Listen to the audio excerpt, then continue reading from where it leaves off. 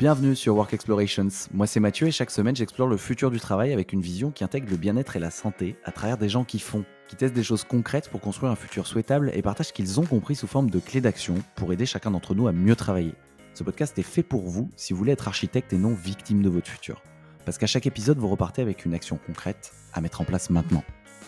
Ce podcast est un média libre, ça veut dire que je ne touche pas un copec dessus, c'est mon activité de coaching pour entrepreneurs et dirigeants qui me permet de gagner ma vie et de continuer à le faire. En gros, je les accompagne pour construire une marque personnelle forte et faire décoller leur autorité et leur visibilité en ligne. Maintenant que vous savez tout, je mets le lien dans la description de l'épisode et je vous souhaite une bonne écoute.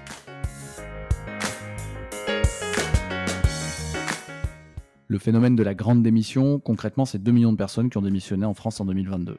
Ce qui est assez dingue, c'est que ce phénomène intervient au moment où les possibilités de créer un cadre de travail performant et attractif n'ont jamais été aussi nombreuses. Parmi ces possibilités, il y a l'hybride, l'opportunité pour les collaborateurs d'aligner leur vie pro et vie perso. Mais il y a 1000 manières de le faire, et qui dit beaucoup d'options, dit grande complexité. Maxime Cousin est CEO de Haut-Sol, une solution qui permet aux entreprises de s'affranchir de leurs contraintes physiques. Et à force d'accompagner ses clients dans leur transformation, il a identifié 3 modèles hybrides, leurs enjeux, mais aussi les 5 étapes clés pour redéfinir l'expérience collaborateur à l'ère de l'hybride. Salut Maxime, bienvenue.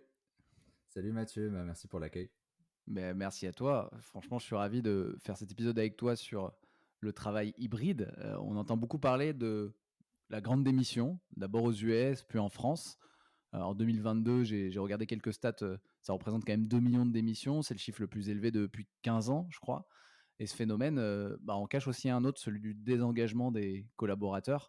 Selon l'Institut Gallup, j'ai fait mes petits devoirs, seulement 9% des salariés sont engagés auprès de leur entreprise, 65% ne se sentent pas engagés et 26% sont totalement désengagés.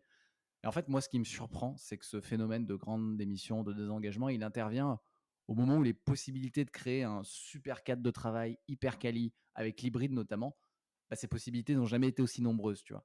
Donc je pense qu'on est au milieu du gué, en fait, que beaucoup d'entreprises ont saisi la transformation à l'œuvre dans le monde du travail, mais elles ne savent pas comment s'y prendre. Et franchement, je les comprends un peu parce que je te cache pas que je trouve que le sujet est abordé dans les médias ou sur les réseaux de manière soit très technique, soit très tarte à la crème, avec beaucoup de termes un peu valises qui, moi, me semblent trop peu concrets, tu vois. Engagement collaborateur, QVT, inclusion, RSE, tu vois. C'est sympa, c'est des grands concepts, mais en fait, comment on fait, tu vois.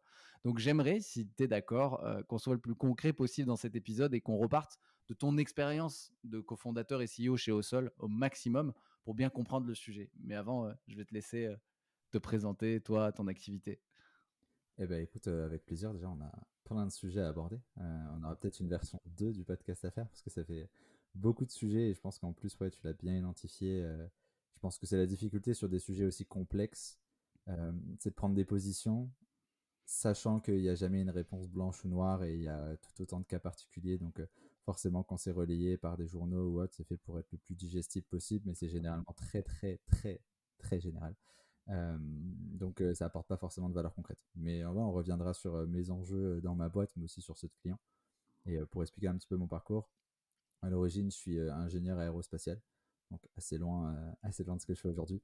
Et j'ai monté ma boîte au sol il y a quelques années. À l'origine, on utilisait des technos de nanosat pour créer des générateurs solaires pour l'ONG. Notre premier métier, développer des solutions d'énergie nomade à destination des populations outdoor, urgentistes, etc. Et en faisant ce parcours-là, j'ai eu l'occasion de rencontrer des directeurs d'environnement de travail, des directeurs immobiliers, des directeurs innovation, qui me disaient globalement, le monde du travail est en train de changer, le rôle du bureau est en train de changer, et l'énergie nomade, c'est quelque chose qui a du sens pour nous à l'intérieur même des bâtiments. Parce qu'on a des ordi portables, on bouge de plus en plus, le rythme auquel on refait des bureaux évolue de plus en plus, et ça demande de tout le temps refaire des travaux, de tout le temps retirer des câblages. On a déjà fois des gens qui ont besoin de travailler à des endroits qu'on n'a pas forcément prévus pour, et techniquement, si on a du Wi-Fi partout, il leur manque juste un accès à l'énergie sans friction pour pouvoir le faire. Donc c'est un petit peu ça qu'on adresse avec Osol. On a ouvert une nouvelle branche qui, elle, est destinée aux tertiaires, où on crée des stations avec des batteries ou des chargeurs en libre-service qui alimentent des ordis et qui font qu'on n'a plus jamais besoin de prise pour se brancher, ni même de son chargeur. Donc l'idée, c'est que tu prends une petite batterie, tu battes sur une station, tu le débloques, tu la branches à ton ordi et tu peux travailler n'importe où, n'importe quand. Donc c'est vraiment apporter de la liberté aux collaborateurs, mais aussi apporter de la liberté aux décideurs, aux gens qui gèrent l'espace de travail pour pouvoir le faire évoluer sans friction et donc du coup pouvoir être plus innovant. Donc ça, c'est une grosse partie de mes enjeux. Sauf que forcément, là-dedans, je parle à des directeurs immobiliers, à des directeurs d'environnement de travail, à des DRH et des DSI. Parfois à des fonctions transverses qui jouent sur justement ces enjeux d'engagement, le nouveau rôle du bureau. Donc très vite, alors que je gère un sujet qui est quand même très ponctuel, j'ai été amené à attaquer des discussions avec des COMEX, alors que c'est quand même une discussion ponctuelle parce que ça venait boucler avec pas mal d'enjeux. Et en parallèle de ça, ça m'a amené à devenir consultant pour un cabinet qui s'appelle Topix, qui a été créé par l'ancien DG de Orange et de BPCE, dans lequel je les accompagne sur tous les enjeux futurs à voir. Donc là, j'accompagne des entreprises, majoritairement des grands comptes, mais quelques scale-up aussi, sur la réalisation des impacts du passage à l'hybride dans leurs entreprises et la création du plan qui va leur permettre de transitionner, soit dans le cas d'un déménagement, soit dans le cadre d'une réorganisation, etc., etc. Donc un peu une Mmh. dualité d'enjeux, quoi. J'ai vraiment une dualité plutôt commerciale dans laquelle je vais aller aider avec une solution sur des enjeux d'environnement de travail ou de nomadisme des collaborateurs. Et puis un autre où je suis vraiment sur des enjeux très high level, très loin de ce que je fais au quotidien, mais in fine avec toujours une même vocation, c'est de se dire, OK, comment est-ce qu'on aide les entreprises à mieux évoluer, à diminuer leurs coûts, à diminuer leur empreinte carbone et les collaborateurs à se sentir mieux au travail. Mmh. Merci beaucoup pour cette, présentation super concrète. Tu as une dualité dans tes enjeux, mais bon, j'imagine que tu te permets, dans les plans de recommandation de transition, auprès des entreprises, de glisser, les technologies, au sol quand même.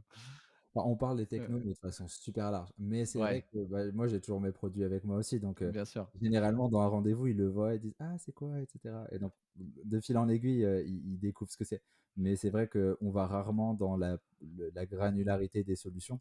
Ouais. Généralement, moi, mes missions, elles sont vraiment très en amont au moment où on planifie un déménagement, on planifie une transition, on va faire beaucoup d'ateliers d'écoute des collaborateurs, des managers, de la direction pour comprendre où on va, comment est-ce que l'entreprise se voit évoluer là-dedans, quelles sont les attentes des collaborateurs, comment est-ce qu'elles divergent des attentes peut-être parfois de la Mmh. direction, comment est-ce qu'on va concrétiser tout ça dans un plan d'aménagement, dans des nouvelles technologies qui vont permettre de faire le lien entre le distanciel, le digital, et en même temps, comment est-ce qu'on va jouer sur les enjeux de culture, de communication de ce projet-là. Donc vraiment un sujet très high level.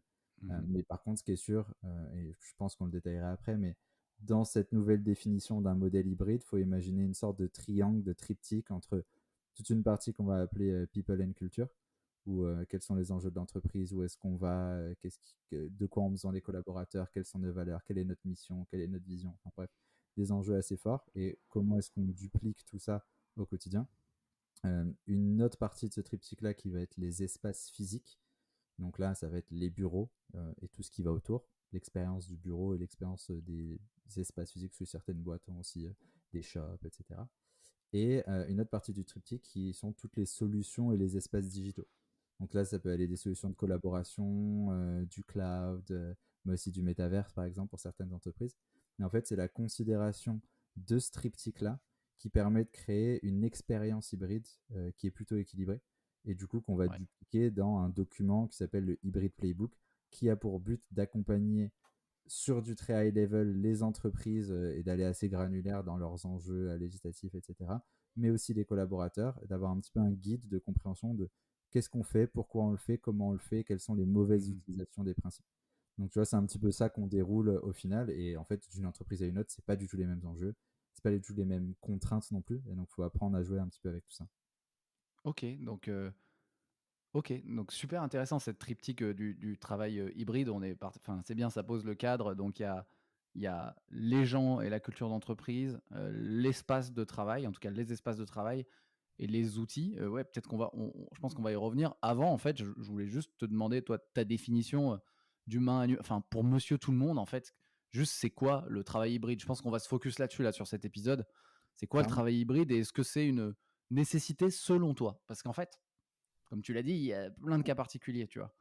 Clairement. Déjà, un truc que j'essaye de tout le temps remettre sur la table, c'est que entre gens qui ont une activité majoritairement tertiaire, on a tendance à se dire oui, le télétravail, oui, le travail hybride. Enfin, c'est devenu un débat de société, alors que ça concerne quand même les 5-7% de la population, 10% de la population max. La plupart des gens, ils ont un travail physique, ils sont dans une usine, ils sont en caisse au magasin, ils font du stock.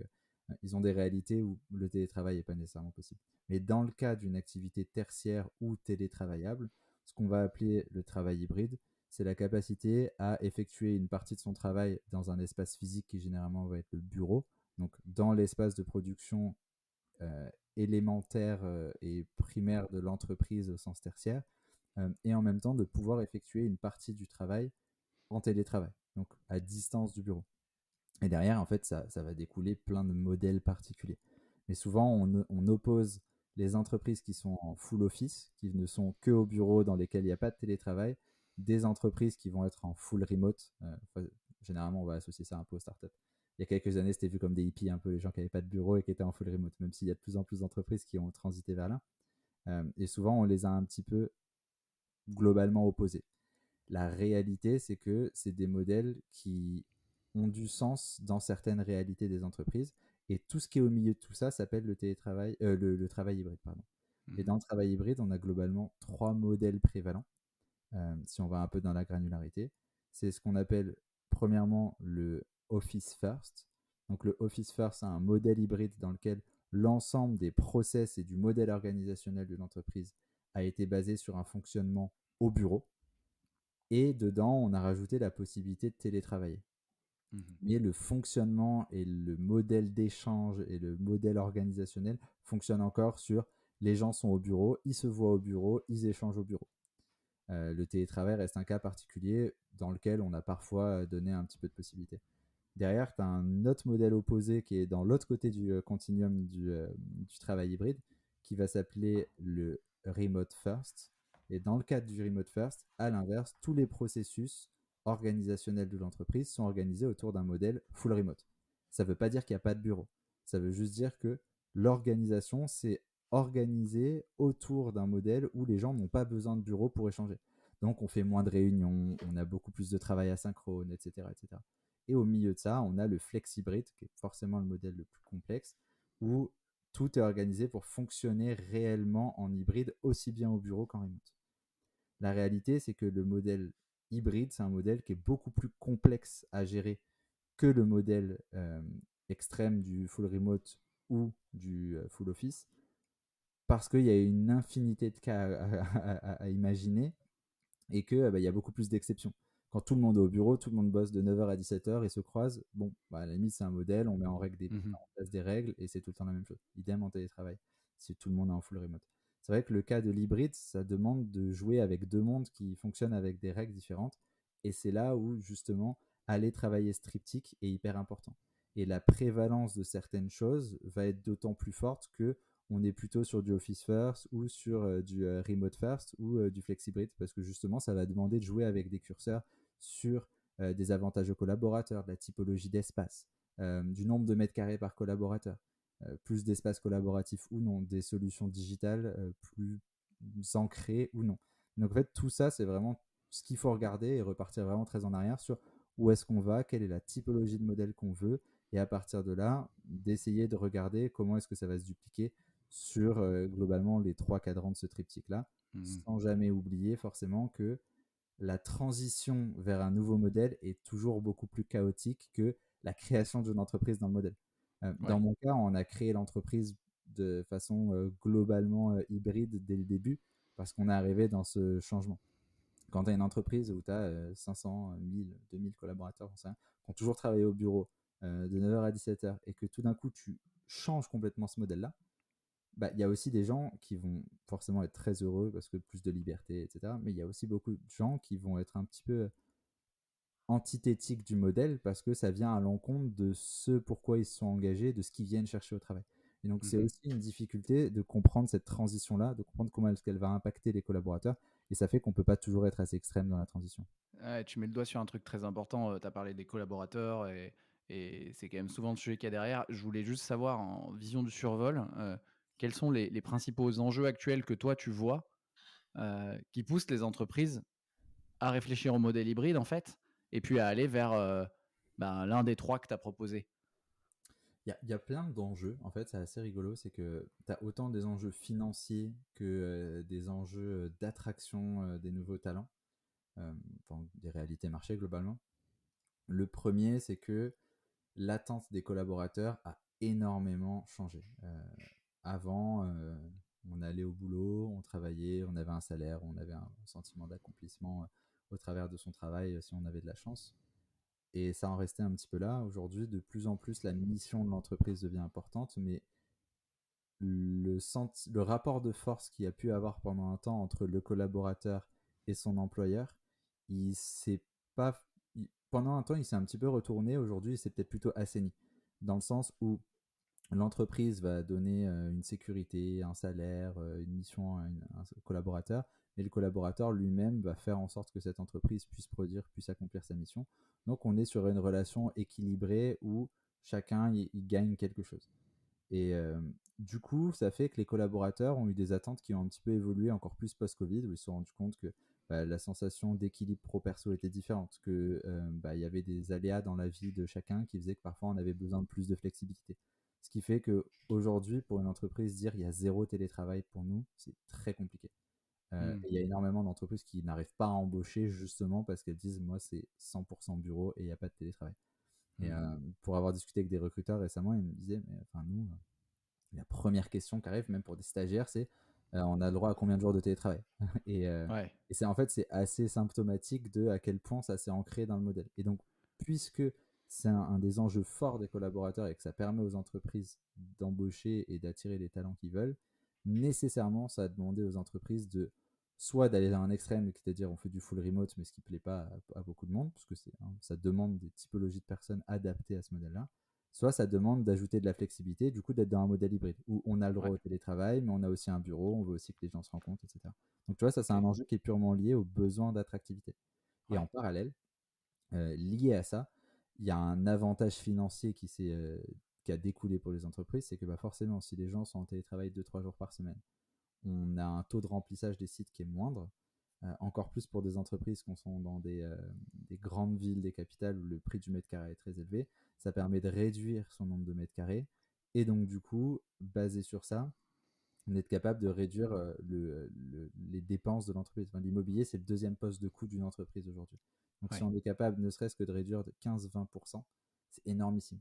Donc, généralement, Mmh. les gens sont un peu extrêmes en disant ah oui, on s'est mis en flex, on a réduit le nombre de postes de travail par personne, on a enlevé 20% du site où on l'a sous-loué. On a gagné X%, et on va dire 20% de coûts annuels sur l'immobilier. Dans les faits, la première année, deuxième année, ça demande quand même un réinvestissement assez massif dans du digital, dans des outils de Ouais. collaboration, etc.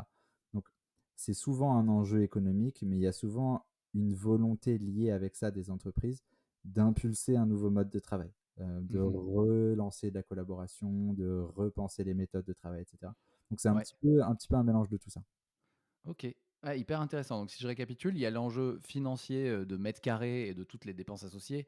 Si tu as des locaux plus petits, tu loues moins cher, tu dépenses moins Non. d'électricité, tu as moins de gens, etc. Donc, il y a l'enjeu financier et ça, je pense que on y pensait déjà. Tu sais, quand les entreprises ont vraiment fait une transition vers l'open space, il y avait beaucoup cet enjeu-là, en tout cas qui était véhiculé derrière, même s'il il y en avait bien d'autres, mais celui-ci, il apparaissait souvent.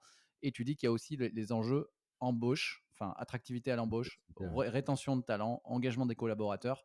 Et est-ce qu'il n'y en a pas un dernier, en fait, qui serait la performance aussi? Parce que moi, exemple vécu, hein, j'avais, dans certains jobs, d'avant, certains de mes jobs avant, start-up ou en groupe d'ailleurs, l'obligation parfois de faire des tâches qui demandent un focus énorme dans des open space super bruyants, où tu es coupé toutes les 10 minutes concrètement. Et du coup, enfin, je devais dire, genre: «Demain, je fais du télétravail pour avancer sur mon taf», tu vois? Donc ça pose aussi la question, je pense de la performance et de où doit être fait le travail, tu vois? À quoi sert le bureau? Bah, Mais on va y revenir. moi, je suis complètement d'accord avec toi. Pas tout le monde ne l'est. Forcément, ça reste Non, un c'est avis. très Mais personnel. je pense que ça dépend vraiment de la typologie de personne, de la typologie d'activité. Les études se contredisent tout un peu, mais un peu comme dans les études de tout, hein, on peut leur faire dire un petit peu ce qu'on veut en général. Mais je pense que si le modèle est très bien géré, ça peut être un levier de productivité énorme. Et pour le coup, Gallup le montre sur certaines de leurs études, qu'on pourra fournir éventuellement. Par contre, à l'inverse, si c'est mal géré, ça peut être un enjeu de dégringolade de la productivité aussi énorme. Parce que Mmh. forcément, on a des personnes qui peuvent être un petit peu se sentir isolées. Donc les personnes les plus introverties, les plus isolées vont essayer de faire en sorte de rester le plus possible chez elles, là où les plus extraverties, celles qui ont plus besoin de contact, elles vont faire en sorte de se voir le plus possible. Donc il y a plein de passages d'informations informelles qui va se faire pour certains et pas pour d'autres, ça peut créer des distensions. Il peut y avoir même des sortes de détachement un petit peu avec la culture, comme ça c'est beaucoup vu pendant la période Covid où il y avait des gens qui étaient encore plus éloignés de l'entreprise. Euh, donc, je pense que il y a les deux faces de la pièce à considérer. D'un Mhm. côté, si c'est bien géré, si c'est bien communiqué, et surtout qu'on a bien intégré les collaborateurs dans la réflexion et qu'on a fait quelque chose de propre avec des règles claires et logiques, et même plus que des règles, des principes plutôt. J'ai toujours tendance à dire que dans l'hybride, il y a tellement de cas particuliers qu'on peut plus forcément gouverner avec des règles immuables, mais plutôt avec des grands principes de fonctionnement sur lesquels se rebaser. Euh, Par contre, c'est vrai que si c'est mal géré, ça peut faire des dégâts. Et c'est quoi le truc le moins bien géré selon toi de ce que tu as vu? Alors dans ta boîte, peut-être ce qui était difficile, ou dans les personnes, les boîtes que tu accompagnes, c'est quoi le truc le moins bien exécuté par les entreprises sur l'hybride? Tu as parlé tout à l'heure des 3 piliers, le pilier, culture, pilier people, enfin pilier locaux, pilier outils. Alors, il y a souvent un enjeu d'engagement. Il y a souvent un gros enjeu de communication, de passage d'informations. Et je pense que c'est ce sujet principal qui va créer plein d'effets de bord derrière. Euh, OK. et l'exemple que je donnais juste avant, il est pas sorti d'un chapeau, c'est quelque chose dont j'entends tout le temps parler, c'est OK, mais moi je suis en télétravail et quand il y a une réunion, bah, je suis sur l'écran, ils sont tous dans la salle et du coup j'arrive pas à en placer une parce que ou j'entends pas ce qu'ils se disent entre eux et du coup il me manque plein d'informations. C'est l'information que tu as eue parce que tu as croisé ton manager par exemple, qui t'a donné une information capitale et toi parce que tu es à distance, bah, tu l'as pas eu cette information. Et en fait, mis bout à bout sur un temps long, ça peut vraiment créer des distensions assez fortes si on ne s'est pas prémuni de ça. Donc je pense vraiment que le passage d'informations et la clarté de l'information et la distillation de cette information-là, euh, sans exclusion volontaire ou involontaire des personnes qui sont en distanciel, elle est beaucoup plus complexe à gérer et ça demande pas mal de process. Ça, je pense que c'est la première chose. Et la Mmh. deuxième chose qui découle de ça, ça va être, il y a trois choses, mais je pense que la deuxième chose qui découle de ça, c'est l'engagement. Ouais. Parce que l'IDEM, ça peut renforcer globalement un sentiment d'appartenance. Euh, et c'est pour ça que le rôle du bureau échange aujourd'hui. Tu vois, avant, le bureau, c'était une non-question. Un espace où tu venais du lundi au vendredi, et puis c'était tout. Aujourd'hui, vraiment, on repense le rôle du bureau pour que ce soit, quand les gens se croisent, que ce soit un espace de collaboration, que ce soit un espace, un représentant de la culture d'entreprise, un concentré de culture. Tu vois. Et si ça, c'est bien exécuté, alors ça marche bien. Par contre, si c'est mal exécuté, tu te retrouves avec des gens qui sont en télétravail, des équipes qui n'arrivent pas à se coordonner parce que bah, tu as le manager qui est au bureau, mais ses équipes, elles sont pas venues ce jour-là. Tu en as deux qui sont dans l'équipe, mais ils sont pas en télétravail le même jour, donc ils se croisent jamais. Donc ça crée une distension dans l'équipe. Euh, et ça, c'est des choses organisationnelles qui sont super complexes à gérer pour les entreprises. Il y a plein de solutions qui aident à gérer ça, hein, mais c'est vraiment un enjeu à adresser. Et, euh, et du coup, ça impacte l'efficacité au global d'une équipe. Peut-être qu'une personne va devenir plus productive, mais ça peut impacter négativement l'efficacité de l'équipe si ça n'a pas été bien géré en amont. D'où aussi le fait qu'il y a des entreprises qui ont dit ah bah non, nous le télétravail, c'est le lundi et le vendredi, par exemple. Ou Ouais. à l'échelle de l'équipe, nous, notre équipe, on veut s'organiser comme ça. Ce qui est déjà une évolution. Il y a beaucoup d'entreprises qui disent les jours de télétravail, c'est tel jour et tel jour pour tout le monde. C'est un modèle très figé, mais dans certaines entreprises, ça marche comme ça. Il y en a d'autres qui disent on a le droit à 2 jours de travail, 3 jours de télétravail, mais à l'échelle de l'équipe, vous vous débrouillez entre vous. Et vous trouvez quel est Mmh. l'idéal en fonction de vos contraintes à chacun, des réalités de notre métier, etc. etc. Donc, tu vois, ça, c'est les choses un peu complexes à gérer, je pense. C'est coordonner la présence sur site, faire en sorte que personne soit oublié et faire en sorte que l'information passe bien. Et donc, du coup, Mmh. de réimpulser la culture, rabâcher les enjeux de valeur, etc., etc. Mmh. La troisième chose, qui est quand même plus difficile, c'est la formation. Parce que l'onboarding de nouveaux collaborateurs dans un contexte hybride est quand même assez complexe.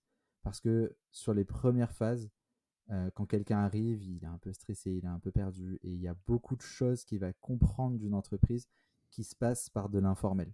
Ouais. Tu as beau avoir un programme de formation très formel, il y a énormément de choses sur comment l'entreprise fonctionne, sur comment les gens échangent entre eux, sur quelles sont les règles, pas forcément écrites, mais qu'on comprend d'interaction sociale, etc. Et c'est vrai que parfois, si c'est pas bien coordonné, ça fonctionne pas très bien. Donc c'est pour ça que souvent Mmh. voilà, pendant les 2-3 premières semaines, on veut que tu sois tout le temps au bureau. C'est pas pour t'embêter, c'est pas parce qu'on fait pas confiance, c'est parce qu'on est conscient qu'il y a plein de choses sur lesquelles on a du mal à culturer quelqu'un au début, parce qu'il va faire beaucoup de choses par mimétisme. Donc ça, je pense, c'est les 3 enjeux principaux qu'on attend à savoir. Ouais, ouais, merci, 100 d'accord, super intéressant. J'en ajouterai peut-être un, mais qui est encore une fois, ma parole n'engage que moi et c'est mon vécu, hein. Je suis pas spécialiste, du sujet, mais je pense que c'est un enjeu sous-jacent, en fait, avec tout ce que tu dis quand tu parles de communication, c'est la confiance, en fait. Heu C'est vrai. et ça, je pense, ça fait partie de l'ADN de l'entreprise. En fait, tu as beau avoir les meilleurs process, les meilleures stratégies de communication, les meilleures formations. En fait, je crois que c'est dans l'ADN de l'entreprise, voire même, je pense, à un niveau individuel, dans la vision ouais, la vision des fondateurs qui se dissémine ensuite à tous les échelons. Euh, En fait, moi, je pense qu'il n'y a pas de confiance, ça foire aussi. C'est-à-dire, et quel que soit le modèle hybride choisi d'ailleurs, par rapport à. Et donc là, encore une fois, je parle juste par rapport à mon vécu sur des expériences passées. Euh, Tu vois, je considère qu'en tant qu'employé, si tu te sens fliqué, si tu sens qu'on ne te fait pas confiance, que c'est mal vu de bosser chez toi alors que tu as tous les outils pour le faire, parce que tu es dans le tertiaire, en fait, ça va te frustrer Je suis et tu vas d'accord. soit désinvestir, soit avoir envie de partir. Même si tu adores ton job, et d'ailleurs, surtout si tu es bon dans ton job, parce que l'objectif d'une boîte, ça devrait être la performance. La performance passe par la confiance et le bien-être des équipes. Bien-être passe par un alignement entre le pro et le perso. Tu en as parlé tout à l'heure. Et le problème, c'est que tout le monde n'a pas les mêmes besoins. Donc, il n'y a pas une règle qui fonctionnera pour tout le monde. C'est pas possible, à moins de créer un nivellement par le bas, tu vois. Et j'ai l'impression enfin, ce truc-là est parfois aussi au-delà de toutes les super analyses qu'on puisse faire ou les super trucs qu'on puisse mettre en place.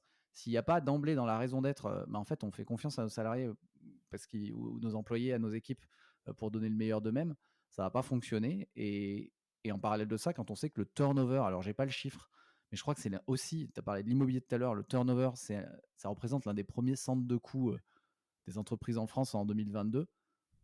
Bah, en fait, ça fait réfléchir, quoi. Euh, Ah bon. En fonction des industries, c'est effarant, hein. Mais je suis d'accord avec toi, hein, le sentiment de confiance, je dirais pas que trop que c'est un des problèmes du travail hybride. Par contre, c'est un des prérequis pour que ça fonctionne. ouais. C'est un peu un des éléments fondateurs. Et d'ailleurs, ça demande parfois aussi de repenser les modèles de fonctionnement. On parlait beaucoup de management au présentiel, VS du management à l'objectif. Et parfois, ça demande un petit peu une rupture dans je vois les gens exécuter à j'accompagne les gens à accomplir leur mission. Et c'est Mhm. l'accomplissement de la mission et de l'objectif qui importe plus que de les voir là. Parce qu'en fait, ce modèle de présentéisme, il est hyper pernicieux quand tu le regardes. Ça, tu te retrouves avec des gens qui vont au bureau pour faire acte de présence.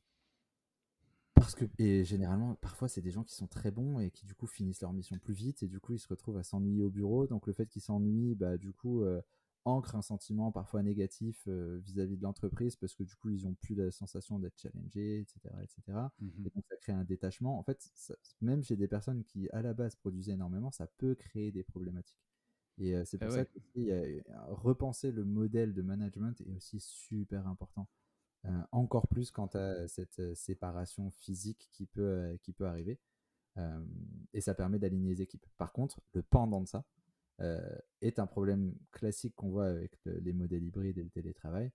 Ça va être le déséquilibrage entre le pro et le perso. Parce que tout d'un coup, tu n'es plus dans un modèle 9-17 ou 9-18 ou 9-19, hein, en fonction des jobs. Tu es dans un modèle où bah, tu n'as pas vraiment de limites. Donc, tu dois apprendre à toi-même te fixer tes limites. Je pense qu'on a un peu tous une to-do qui est interminable si on voulait toujours tout faire. Et donc, ça demande un travail personnel aussi de mieux réorganiser ses tâches, d'apprendre à gérer cet équilibre pro-perso, d'apprendre la déconnexion et aussi de demander aux managers et aux collaborateurs de eux-mêmes gérer ce droit à la déconnexion qui est hyper important. Et c'est assez rigolo parce que j'avais fait une mission de conseil pour un gros groupe de BTP il n'y a pas si longtemps. Et on- à quelques mois d'intervalle, on avait fait des ateliers avec les collaborateurs où avant ils plébiscitaient de l'autonomie, de la confiance. Sauf qu'en fait, ils n'avaient pas précisé qu'ils voulaient de l'autonomie dans un périmètre relativement resserré. Et en fait, fast forward quelques mois, ces mêmes collaborateurs étaient malheureux et surchargés du fait qu'on leur ait donné trop d'autonomie. Parce que Mhm. justement, ils ne savaient plus s'organiser, ils ne savaient plus où aller, ils ne savaient plus comment prioriser. Et ils redemandaient à leur manager de remettre du cadre et de les accompagner là-dedans. Donc c'est aussi ce curseur entre donner de l'autonomie, mais accompagner à gérer cette autonomie et cette productivité. Euh, Aligner des gens sur l'atteinte d'objectifs plutôt que du temps passé, sans en même temps tomber dans l'excès de grossir les objectifs et du coup de compresser ça et de se retrouver à faire des horaires interminables. Et c'est un équilibre qui est parfois difficile à trouver, ça demande une communication qui est encore plus importante et d'autant plus importante qu'elle peut être complexe quand justement on se voit pas tous les jours, qu'on capte pas les petits signaux d'une conversation normale qu'on aurait toi et moi s'il y a de la friction ou s'il y a quelque chose dont j'ose pas te parler. C'est quand même difficile en visio, alors qu'en présentiel, c'est quand même parfois un peu plus simple. Donc Mhm. ça demande aussi un rétro-pédalage sur des modèles de fonctionnement qui, parfois, pour certains managers, sont ancrés depuis 30 ou 40 ans. On leur demande de faire complètement différemment et c'est pas de leur faute. C'est pas eux qu'on appris enfin, on leur a appris à manager comme ça et tout d'un coup, on leur dit, bon, bah, en fait, ça va pas du tout, quoi. Ouais. Et c'est horrible, tu vois, enfin, c'est complexe de se dire, ok, bah, Bah, comment je déconstruis des automatismes que j'ai créés, etc. et toi, t'es personnellement, enfin, est-ce que tu es pour laisser le choix aux collaborateurs de bosser n'importe où? J'ai l'impression que oui, hein, d'après ce que tu m'as dit. Vous êtes hybride by design, quoi, chez Osol. Ouais, exactement. Bah, nous, c'est le cas, même si on a encore des problématiques qui sont liées au modèle de travail. Tu vois, techniquement, moi, j'ai créé une boîte parce que j'avais envie de pouvoir voyager et de travailler un peu d'un peu partout. Mon associé, lui, était chez KPMG avant, il n'en pouvait plus d'aller à la défense avec son costard cravate tous les matins et d'être dans un modèle hyper figé. Et je sais pas comment ça se passe à KPMG maintenant, hein. C'était il y a 10 ans, 15 ans, 10 ans. Euh, mais on voulait cette liberté-là. La réalité, c'est qu'on a une partie de notre business qui est du tertiaire, qui est du software, qui est globalement des activités qu'on peut télétravailler partout. Et moi, ça m'arrive de partir et de télétravailler à l'autre bout du monde. Et parce que je prends très peu de vacances, mais du coup, je télétravaille de loin. Et moi, ça me permet d'avoir mon équilibre. C'est pas forcément ce qu'il faut pour tout le monde. Mais la réalité, c'est qu'on a aussi une partie industrielle où on a des usines et on a des gens qui ont besoin d'être là avec toucher un produit physique. Et ça peut créer déjà une dualité. Donc nous, c'est encore Mhm. un process sur lequel on a parfois du mal. Tu vois, c'est gérer ces deux choses-là et gérer le fait que ça peut être frictionnel pour quelqu'un qui est dans une usine tous les jours, de De dire, voir son patron ouais, bronzé c'est ça, sur la exactement, quoi. plage, quoi. Exactement. Et ça peut être frictionnel. Donc, tu vois, ça Ouais. demande de gérer les choses différemment. Et tu peux pas juste dire, bah, Coco, c'est la réalité de ton métier, fallait choisir différemment. Non, c'est pas sain, tu vois, d'avoir ce rapport-là. Donc, tu vois, c'est réussir à trouver cet équilibre-là. Mais sinon, oui, globalement, les gens chez nous, ils peuvent travailler un peu de n'importe où. On essaye de faire en sorte de se voir parce que c'est important. Et tu vois, on donne la liberté aux gens de faire ce qu'ils veulent. Mais en moyenne, les gens, ils prennent 2 jours de télétravail dans la semaine, trois parfois. Cas exceptionnel, ils nous disent, bon, bah voilà, je veux partir en vacances pendant 10 jours. J'aimerais bien faire une semaine de télétravail pour profiter d'être plus longtemps, je sais pas où. Et il n'y a aucun souci, on le communique et on le fait. En fait, on part du principe que on peut à peu près tout faire à partir du moment où c'est communiqué et que on s'est assuré avec son équipe qu'il n'y a pas de problématique particulière. Je donne l'équipe Mhm. marketing. Si on a le salon le plus important de l'année et que quelqu'un nous dit ouais, je Bah veux oui, télétravailler de Bali à ce moment-là, bon, mais non, c'est une quoi. réalité business qui fait que c'est complexe. Mais Non, sinon, à mais partir bien sûr. du moment où c'est communiqué, c'est important. Et tu vois, du Et coup, je pense que c'est cet enjeu de communication dont on parlait. C'est ouais. à l'échelle de l'équipe et de où on en est, comment est-ce que j'aligne mes ambitions perso et mes volontés perso avec mon équipe et mes enjeux pour pas léser autour de moi et réussir à être accompli et trouver le sweet spot là-dedans, quoi. Ouais, communication et confiance dans les 2 sens aussi, hein. Ça veut dire que, Exactement. tu parlais du salon, du salon de l'année, pour l'équipe marketing. Bah, en fait, du coup, un membre de cette équipe doit être digne de confiance, c'est-à-dire se montrer, engagé, enfin committed, toi, c'est-à-dire, enfin, bah non, il y a le salon le plus important, donc en fait, je ne vais pas demander à partir à ce moment-là. Enfin, je pense ouais, c'est aussi ça la responsabilité, ça responsabilise aussi Exactement. dans les deux sens. Mais justement, je voulais qu'on parle un peu au sol. Avant, en fait, juste, j'ai bien aimé, j'ai vu un de tes posts LinkedIn dans lequel tu donnais l'exemple de Spotify. Je trouvais que c'était un Mhm. super, super post. Moi, j'écoute Spotify et donc je connais pas forcément ce qui se passe derrière. Mais tu disais qu'ils Moi avaient aussi, à la base, je te implémenté. rassure. Ouais, non, mais voilà, tu disais qu'ils avaient implémenté le work from everywhere, donc c'est vraiment de l'hybride à grande échelle depuis 2019, et que aujourd'hui les collaborateurs, en fait, ils choisissent quand ils travaillent au bureau et où ils travaillent le reste du temps. Et que ça, depuis 3 ans, puisqu'ils ont le recul, ça a diminué le turnover de 15%, ça a augmenté la diversité et l'inclusion, genre il y a 2 fois plus de femmes. Ils ont diminué le temps de process d'embauche de 20%. Voilà, ils ont recréé une nouvelle culture au bureau, en tout cas une culture plus alignée avec leurs valeurs. Mais en fait, il y a beaucoup de taf pour arriver à ça. Et je voulais avoir, bah, c'est un peu une question centrale, mais récap aussi de tout ce qu'on s'est dit. Quelles sont, selon toi, les grandes étapes pour redéfinir l'expérience collaborateur à l'ère de l'hybride pour une entreprise qui n'aurait pas forcément beaucoup de moyens, tu vois? Toi, si tu devais t'y prendre, peut-être en repartant de zéro chez Osol, comment tu ferais, tu vois? C'est marrant parce qu'on est en train d'écrire un guide sur ça. On a pris un peu de retard, on voulait faire un peu le guide de la rentrée, guide des retours des vacances, ça, pour essayer de faire, en tout cas, aux entreprises se poser un petit peu ces questions. Euh, c'est une question difficile, mais il y a plein d'étapes. Mais je pense que la première, en tout cas, moi, comment j'aime repartir, c'est de faire un petit peu un état de situation. Ok, pourquoi est-ce qu'on veut faire une transition déjà? Est-ce qu'elle est nécessaire? C'est quoi notre enjeu? Est-ce qu'il est financier? Est-ce qu'il est humain? Est-ce que c'est pour réimpulser quelque chose dans l'entreprise? Enfin, quelles que soient les motivations. Donc, redéfinir quels sont les objectifs d'une transition et quelle est la transition dont on pense avoir besoin. Et parfois, on va se rendre compte que bah, la réponse, c'est il n'y a pas de transition à faire, c'est d'autres enjeux.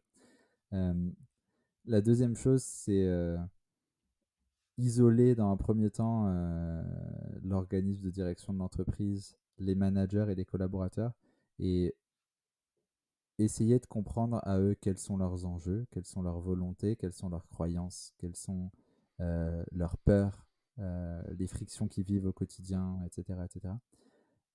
Et c'est assez intéressant parce qu'à chaque fois qu'on l'a fait, à chaque fois on s'est rendu compte qu'il y avait des distensions énormes entre les croyances de la direction et de l'entreprise et les réalités vécues par les collaborateurs. Et donc déjà, on sait qu'il y a un gros travail à faire sur réduire ces distensions à tous les niveaux. Et derrière, ce qui généralement fonctionne assez bien pour définir son modèle et en même temps définir s'il y a un espace, comment ça va se transposer, ça va être de redéfinir l'ensemble des tâches effectuées par des collaborateurs au quotidien. Donc des réalités métiers et des réalités de chaque personne.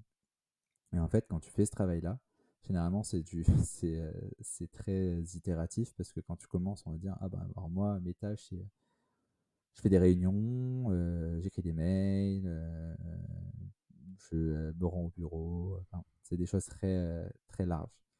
Et en fait, ces réalités très larges, elles encapsulent énormément de micro-réalités qui ne demandent pas du tout les mêmes choses. Et donc, ok, bah, c'est quoi pour toi des réunions? Est-ce que c'est des réunions longues? Est-ce que c'est des réunions courtes? Est-ce que c'est des réunions où tu as des décisions à prendre ou est-ce que c'est des réunions d'information? Est-ce que c'est des réunions one-one? Auquel cas, je sais pas, ça peut être un entretien manager, un entretien annuel. Est-ce que c'est du passage d'informations informelles? Et en fait, on détricote tout ce que c'est qui est fait autour de ça. Après, bah, la même chose, tu me dis que tu écris des mails. Qu'est-ce que tu fais concrètement? Et on détricote. Est-ce que tu as besoin de te concentrer? Est-ce que c'est des mails complexes? Est-ce que c'est juste traiter de l'information et la faire passer? Et puis après, je sais pas, je fais des appels parce que je suis commercial, etc., etc. Et en fait, une fois qu'on a défini toutes ces missions de façon super large, ce que j'aime bien faire, c'est prendre les collaborateurs, ou en tout cas des échantillons représentatifs, sans aucune représentativité par contre d'un groupe, pour vraiment avoir une image de l'entreprise dans sa globalité. De dire, OK, parmi ces tâches-là, qu'est-ce que vous voulez faire en distanciel? Absolument. Qu'est-ce que vous voulez faire en présentiel? Et qu'est-ce que, à la limite, l'un ou l'autre, ça fonctionne en hybride? Et en fait, tu te rends compte que tu as souvent, ah bah tiens, moi, les moments focus où j'ai besoin de faire de la rédaction, j'ai plutôt envie d'être à la maison. Mais la formation, j'ai plutôt envie d'être sur site, etc. Et en fait, tu as très vite quelque chose qui se dessine. Et quand tu mets ça en regard de la charge de travail, bah, ça te permet déjà d'avoir une idée de, OK, en fait, il y a beaucoup plus de choses qui veulent être faites au bureau, il y a beaucoup plus de choses qui veulent être faites en télétravail. Et ça permet déjà d'avoir une image de la réalité opérationnelle de ce qui se passe dans l'entreprise. Et ça permet de retourner voir la direction qui, elle, a des volontés parfois qui vont être économiques, qui vont parfois être organisationnelles, etc. Se dire, OK, bah, la réalité de ce qu'on voit, c'est ça. Les contraintes qui sont vécues face à là, d'un point de vue managérial, d'un point de vue learning ou autre, elles sont celles-ci. Et donc, on peut commencer à donner des recommandations. Et derrière, se dire, OK, bah, sur quel modèle hybride on peut plutôt se trouver.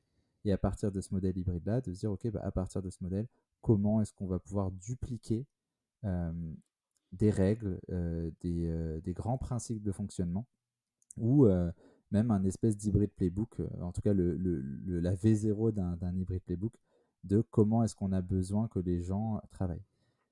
Et ce qui est génial, c'est que si ça, après, on le resoumet aux collaborateurs et on essaye d'en faire quelque chose d'itératif et surtout de collaboratif, ça ne devient plus un projet d'entreprise, de transformation qui peut être vu comme quelque chose d'oppressif sur les collaborateurs ou de privation de liberté ou enfin, tout ce qui peut a priori créer un rejet, mais au contraire, c'est quelque chose qui a été co-construit.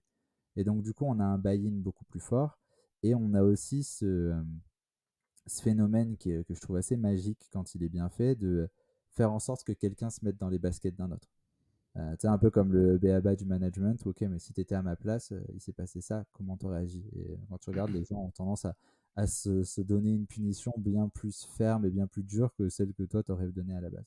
Parce Hmm. que la personne se met dans tes baskets. Ben, en fait, il y a plein de distensions dans des équipes en elles-mêmes, des réalités qui ne sont pas comprises, etc. Et le fait de faire ce travail-là et d'ouvrir la parole autour, ça fait en sorte que ces premières personnes que tu as interrogées deviennent un petit peu des émissaires et vont eux-mêmes devenir des ambassadeurs de ce modèle-là en interne. Parce que Hmm. tout d'un coup, une fois que tu auras trouvé le modèle qui semble le plus adapté, vient la phase de l'implémentation. Et la phase de l'implémentation, si c'est quelque chose qu'on pousse comme ça ne marche jamais. Par contre, si c'est quelque chose qui a été co-construit et sur lequel tu as des ambassadeurs qui vont être des relais en interne pour faire vivre et animer le sujet et pour répondre aux questions des gens, pour les accompagner dans la transformation, bah, tout de suite, tu as quelque chose de très organique. Et là, ça prend et ça devient vraiment quelque chose qui est empreint de la culture de l'entreprise. Donc, c'est un peu comme ça, généralement, que quand j'ai vu que ça marchait bien, c'était souvent cette trame-là qui était répliquée. Ouais, merci beaucoup. Bah, si on récapitule, tu as parlé d'hybridation, de travail hybride avec trois gros modèles qui se dégagent. Le Office First, hein, donc majorité de bureaux et télétravail possible. Le Remote Mode First, on est par défaut plutôt chacun chez soi et en fait parfois on peut se retrouver. Et puis il y a vraiment le Flex hybride, donc plus complexe, où là tout peut fonctionner, qu'on soit au bureau ou en hybride. Enfin voilà, il n'y a pas de fonctionnement par défaut. Et voilà, et ça c'est intéressant. Et pour aller vers l'un de ces modèles-là, bah, il faut réfléchir à. Il y a quatre grands domaines de réflexion, hein, celui que tu as appelé people and culture, donc les gens en fait qui font l'entreprise.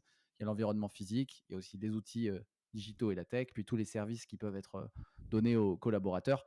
Et là, les grandes étapes, moi j'ai donné pour redéfinir l'expérience collaborateur à l'ère de l'hybride, c'est vraiment se poser la question de. J'ai l'impression que c'est vraiment repartir du métier en fait, repartir des gens, repartir de l'opérationnel. Pourquoi faire une transition? Est-ce qu'il y a vraiment des enjeux importants pour les collaborateurs? Peut-être que c'est pas les mêmes que pour la direction, parce que c'est souvent impulsé par la direction. Redéfinir l'ensemble des tâches, donc repartir des métiers pour repartir de la réalité opérationnelle. En fait, ça veut dire quoi? Qu'est-ce qui peut être fait à distance? Qu'est-ce qui peut être fait au bureau? Pour avoir une sorte de vision concrète de c'est quoi la masse de travail qui peut être fait au bureau plutôt que celle qui peut être fait chez soi. Et ensuite, aligner la direction et les collaborateurs et implémenter avec des ambassadeurs. Euh, Ça fait pas mal de petites choses. S'il y a un truc à retenir dans tout ce que tu nous as dit, ce serait quoi? Pour moi, franchement, c'est de réussir à croiser les réalités des gens avec la, la vision de là où on veut aller en tant qu'entreprise. Parce que généralement, on a cette distension très rapide qui se fait entre OK, mais qu'est-ce qu'on vit au quotidien et comment est-ce qu'on a imaginé qu'on devait avancer. Et la réalité, c'est que la planification à long terme, c'est un peu de la science-fiction, quoi. La réalité Hmm. d'une entreprise, c'est que tout bouge, le contexte législatif, économique, tout bouge tout le temps. C'est très difficile de se dire, OK, ben, on veut aller là, on va y aller exactement de cette façon. Et donc, du coup, ça demande ce ping-pong assez constant entre où on en est, et qu'est-ce que veulent les collaborateurs, quelles sont les frictions qui vivent, comment on corrige. In fine, le playbook de la startup de on avance et on itère, ben, on doit l'appliquer à peu près à tous ces niveaux-là aussi. C'est forcément beaucoup plus compliqué d'un grand compte parce qu'il y a des organismes politiques, il y a des effets de bord qui font qu'on est sur une inertie plus forte. mais globalement, c'est vraiment avoir ce lien constant pour éviter ce détachement. Parce qu'à partir du moment où on se détache et qu'on voit la direction VS, les gens qui produisent, là, il y a des problèmes qui se créent. Hmm. Merci beaucoup, Maxime. Allez, je passe aux 2 dernières questions parce que le temps nous rattrape. Work Exploration, c'est un podcast qui explore le futur du travail. À qui, dans tes contacts, tu voudrais faire une petite passe décisive pour venir partager ici? Euh, Bonne question. Il y a Quentin Nier, qui est le patron d'une boîte qui s'appelle Abilis, qui produit du contenu plutôt cool sur le futur of work. Et il y a Alors, Samuel merci. Durand. Ah merci et merci. C'est 2 bons contacts. Ils sont passés sur C'est Work pas vrai. Explorations. Si, Ok, si, du j'ai coup, faut fait que un j'en épisode trouve un avec chacun troisième. de ces 2.